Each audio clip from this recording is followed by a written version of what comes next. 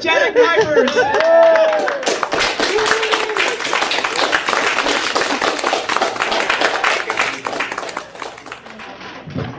How to not be seen or something.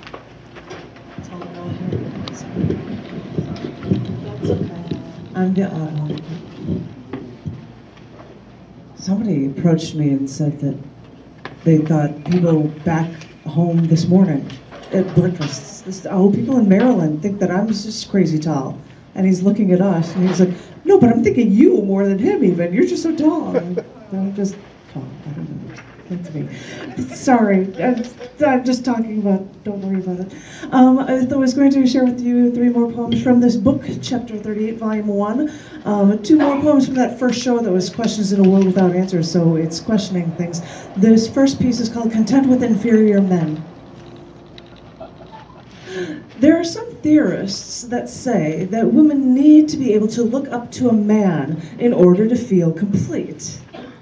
These theorists say that a woman could not be president, at least not on a personal level, because, you know, think of it. Here is a woman, the most powerful person on earth, and she would never have anyone who would have more power than her. How could she look up to any man? How could she respect any man? How could she admire any man? And you know, I can see the point on that. I mean, how can you love someone if you don't respect them? I mean, I was a woman, and I want somebody in my life that I can actually teach me a thing or two, that can help me grow. And if I was the most important, powerful person on earth, I'd probably think that there was nobody that could actually teach me anything. But the other thing that I could think of in response to this theory is, why don't men who are presidents of the United States of America find themselves unhappy with their boring, unequal, supportive wives? Why is it that men are content with inferior women, but women aren't content with inferior men?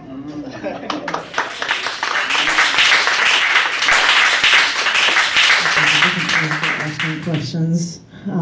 This piece is called People's Lives Were at Stake. I know everyone is talking about it after the fact, and you'd hear the reports in the news about the damage done. And you'd think that we were in a war zone and all of this was done for religious purposes and people's lives were at stake. And maybe they were, and I just don't know it. I don't know. But I do know what it's like to have a cause, but I've never tried to close people off to it. I've tried to include them, to open them up to it. But I remember deciding once to walk to a women's parade called Take Back the Night, so that people could see that women should feel safe walking alone down the street at night without worrying about being mugged or raped or killed because they were female. Well, anyway, I was walking to this parade to take photographs because I'm a photographer, and a group of women were walking in a group toward the parade. So I walked down the street and I started walking along with them, and they were chanting and singing, and I thought, wow, this is unity. People together for a cause.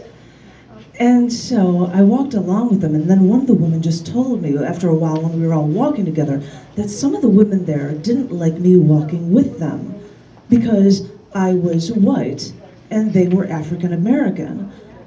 And I looked around me and I saw that there wasn't a racial mix. And I said, well, we're all going to the same place. And the woman replied, well, some people just don't like you walking with us anyway.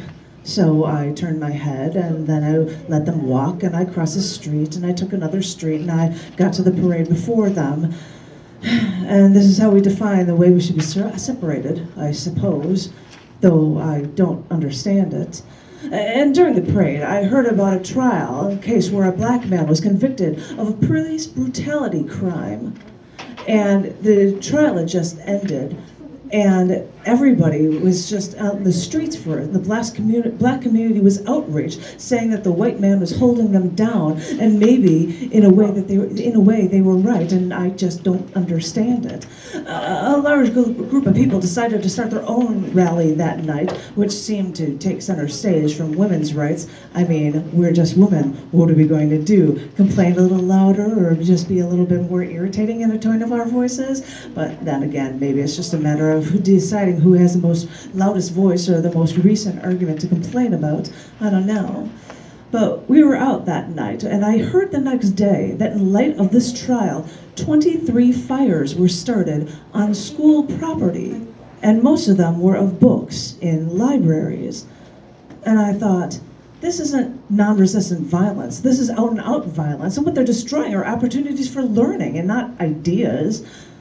Yeah, but do these books hold down what the white man wants you to learn? Is this how they alter our perceptions? I don't know, but this doesn't solve anything, and this isn't the answer. And then I heard about one of my best friends, a white male. He was hit by a black man in the street after they went out that night. And the doctor said that he had to have a roll of quarters in his hand or brass knuckles or something because it was a clean break of their jaw. And for 6 weeks, his jaw was wired shut, and he had to throw pizza or meatloaf into a blender so that he could eat something other than ice cream while he was trying to recover. And I thought, is this getting us anything? Is anything getting done?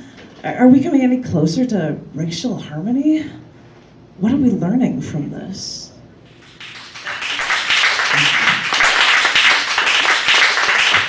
And on a happy, short, lighter note, this was from another show called How Do I Get There? And it's called Tall Man.